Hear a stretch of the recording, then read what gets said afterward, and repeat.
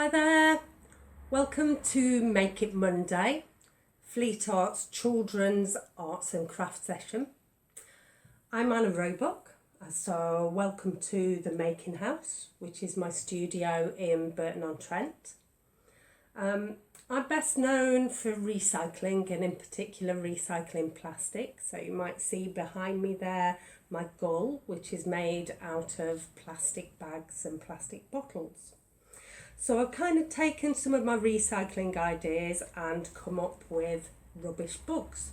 So I'm going to show you how to make ladybirds and woodlice. So we're going to start with those because those are easiest, and then you could adapt it to make a bee, or maybe you'd prefer to go with a spider.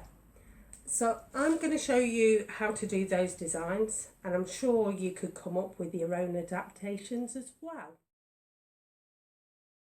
Our rubbish bugs are made out of rubbish. So you need some plastic to recycle. It could be food packaging. It could be plastic bags. The outside is made from fabric. So have a rifle around. I've used old t-shirts. I've got some old tights there. It could be an old sheet. Just don't make it too thick. So something that's quite nice and thin, and something that has a bit of stretch is good as well. It's going to involve some sewing. So you're going to need some scissors and you're going to need a needle and cotton. A board would be handy to paint on, some tape.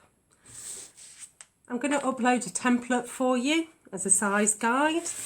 And then you need something to be decorating with. So it could be paint. So I've used acrylics that are watered down, or it could just be an ordinary water-based paint with a little bit of PVA in it. You could use fabric pastels, you could use fabric pens, you could use marker pens or Sharpies. And that is pretty much what you need.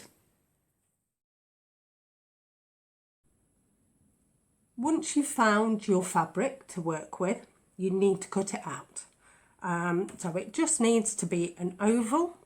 You can use the templates that I've uploaded if you want, or you can cut any size. So I could go much smaller.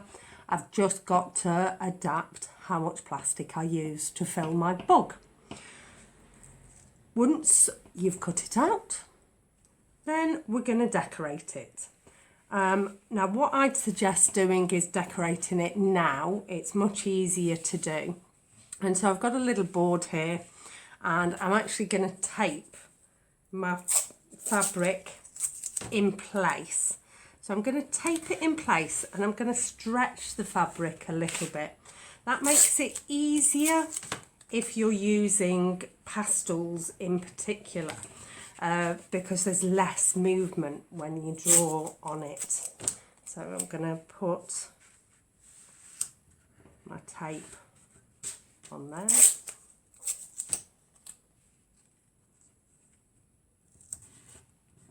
And then I'm going to begin to mark out my design. So I'm going for a ladybird. There's my design. And I'm going to just use a marker pen to mark this out. You can see it moves a little bit, so if I support the fabric there, it'll stop it from stretching too much. So that's going to be the face area. Do remember that this bit all around the edge is going to disappear underneath, so this bit in the middle is what we're going to actually see. I would probably leave putting the eyes on until it's actually all been formed. So I'm not going to mark my eyes in. I'm just marking out my basic shape. So I've got the wings going in.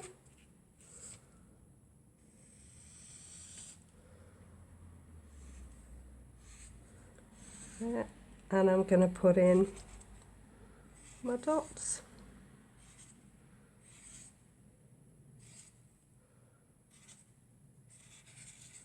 And then I'm going to try and match them up on the other side.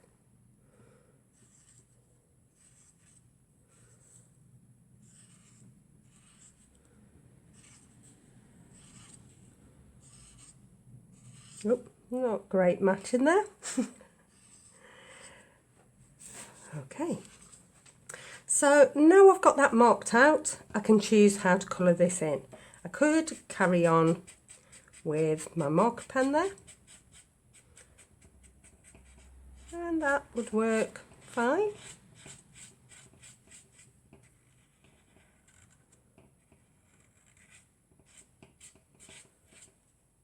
I could go with my fabric pens or with my fabric crayons. So I've got my fabric crayons there. Again, by stretching the fabric a little bit where you're working, it just makes it a little bit easier. If you're using fabric pens or pastels, do check the instructions. Normally what you have to do once you've done your design is iron them, so you might want to get your parents to do the ironing for you. And you normally iron it in between two pieces of paper so it doesn't get the kind of pigments on the iron. So I could carry on with that.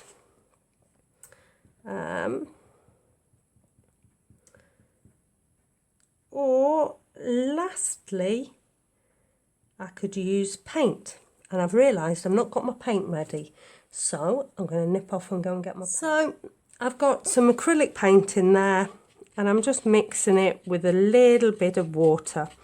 I don't want it too runny, but it needs to be thin enough so it soaks into the fabric. You could use just ordinary water-based paints and add a little bit of PVA to that. Again, getting a consistency so the paint actually soaks in when you're doing it. Again, stretch out your fabric as you go. And I'm just going to then paint in the whole of the front face area and keep going with my dots. So there we go.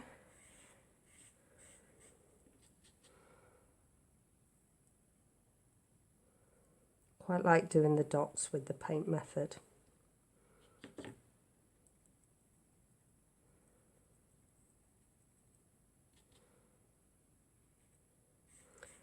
And as if by magic, here is one I did earlier.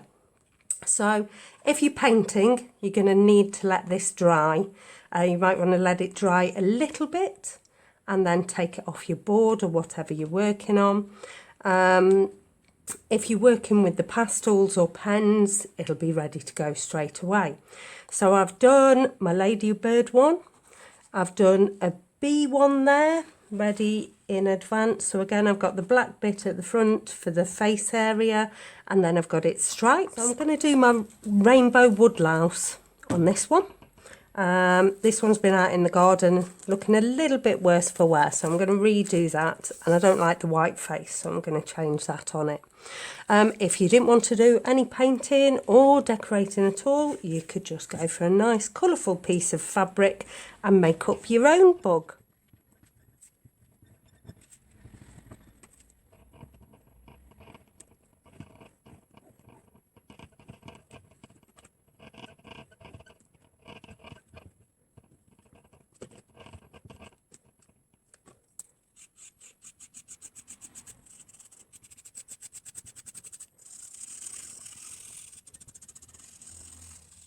Now we're going to do our sewing stage. So I'm using a darning needle, which isn't too sharp, so that would be suitable for younger children to do and maybe learn to sew with. Or you could just use an ordinary needle. I'm also using some quite thick cotton. If you haven't got thick cotton, you can use a thinner one and just double it up. So just kind of double your thickness. I'm going to use about 60 centimetres of cotton, so that should get all the way around the shape. So we've got one, two, that'll do.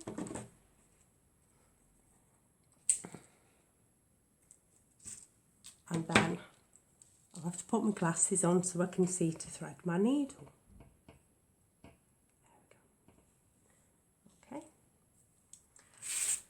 So we're going to sew all the way around the edge, about 1/2 centimetre in, so about there. I've done my spider and my bee already, so you can see there, they're quite well spaced out stitches that we're doing. And we're doing a basic running stitch, so going over and under and over and under. I'm going to start in the middle there rather than the head or the tail end. They don't have tails, do they, ladybirds? But I'm going to start in the middle. It just makes it easier to gather up. And I'm going to begin doing my running stitch. So, going through, leaving a good end here, so about that much, and try not to pull and lose that end. You can put a knot in it if you want. And then we're going over and under, and just keep going round the shape. And you can keep going like that, but I'm quite a lazy sewer, so the way I do it is I just keep going and folding the fabric onto my shape. So watching out for my fingers.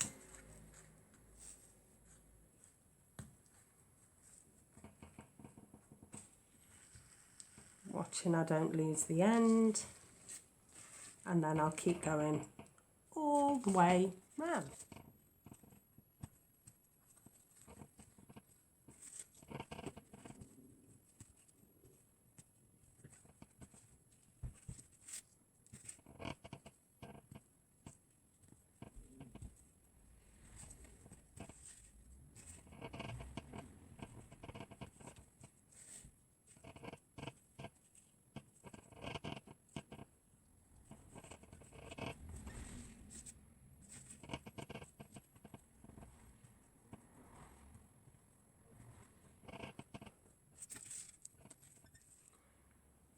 So we've got our rubbish centre, we've got our fabric, which has been painted, so we want the design facing downwards, as this is going to be the inside.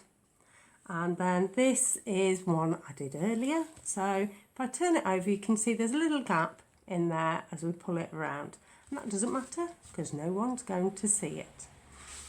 So my plastic goes in there, and then I just start to pull. So I've got both ends together and I'm going to pull, and it will all start to gather around my bag form, and I can kind of squash the bag into shape a little bit and keep going and keep going. You might want a little bit of help with this. I'm now going to do a basic knot, so going over and through. Then I can pull it a little bit more. I'll keep squishing it around a little bit and keep pulling. Have a look what it's looking like. So I'm losing the face a little bit there, so I might shunt that back a bit and pull that under a bit and keep pulling. And then once you're kind of happy, it doesn't have to be perfect at this moment, we need to then knot it properly. So I'm going to put my finger in there and do another knot. Again, you might want a bit of help here to keep it nice and tight.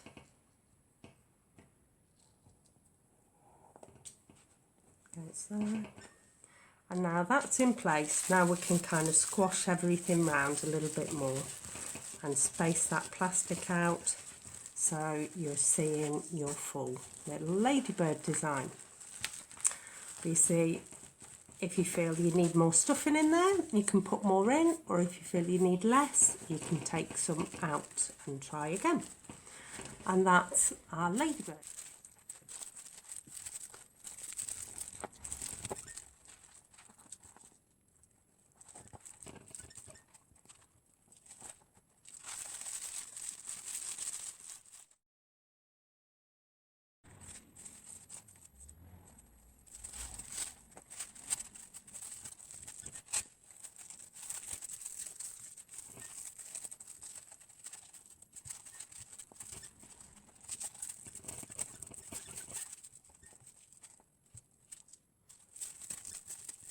I'm now going to attach the wings to the bee. So you could use any recycled plastic. I've chosen bubble wrap because it holds its form quite nicely. I put the template there so you can kind of look at the size guide, but you can play around with that. And then I'm just going to round off the edges of the wings. So I've got 2 pieces of plastic there.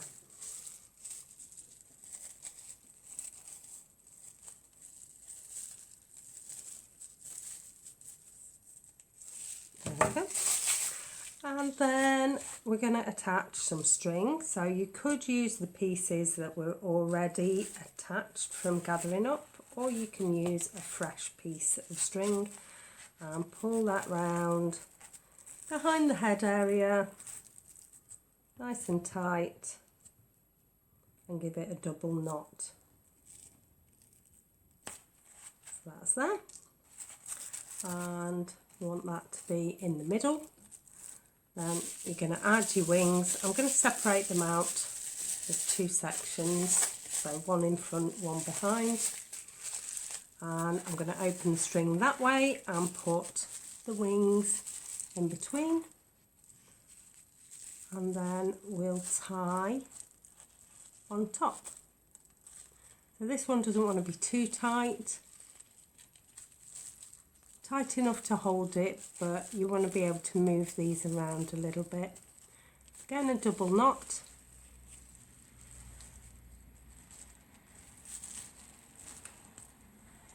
And then we can position those wings and play around with their shape. And once you're happy, you can either use the string to hang your bee, or you can take it back underneath. So I'm going to go back underneath. So I'm going to tie it. Now I'm happy with that. I'm going to tie it a little bit tighter and then take the rest of the thread underneath the bee.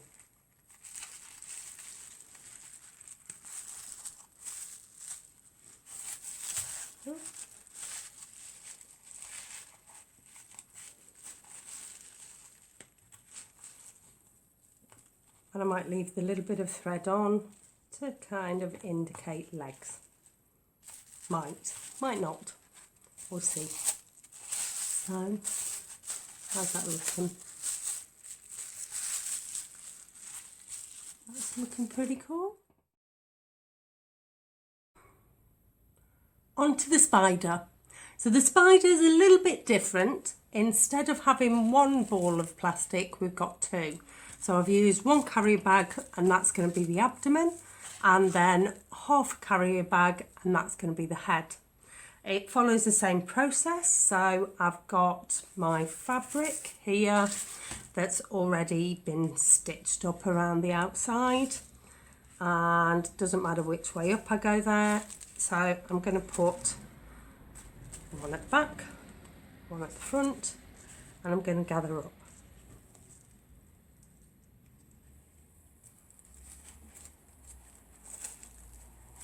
So this one wants to gather completely, hopefully. Let's see. Keep pulling, just keep pulling.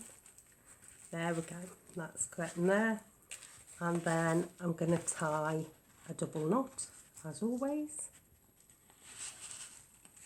Could have done with maybe being a little bit tighter. So we've gone once and twice. Am I still on camera? Okay, and then we want to kind of create the separation. So you can then take that string and pull it in between. So I'm going to go round and pull it to the back, and again do another nice tight knot, so I can really pull that in.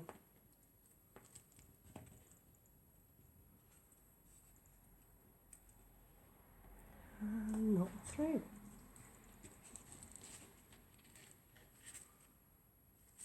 So then we can play around with the shape a little bit. Squash it out, make it longer if you want. Make sure we've got a nice defined sort of head and body bit. And then we've just got to add the legs. So the legs are 4 pipe cleaners. You can do these individually or you can do all 4 at once, which is what I'm going to do. So I'm bending them in half. I'm going to put those over the top. Take it down to the back. Give it a really good tight twist there. I'm actually going to twist the spider. There and there are my 8 legs. And then we'll bend them into a more spidery shape. So they've got little feet on there and they've got their bends, and that basically is making the spider. That's our bugs done, and it's over to you now to give them eyes, which really bring them to life. So you could go with painting, you could sew on buttons or beads, or go for the favourite googly eyes, maybe even gems and some eyelashes. So I hope you've enjoyed making the books, and it'd be lovely if you share photos with us of what you made. Okay, thanks. Bye.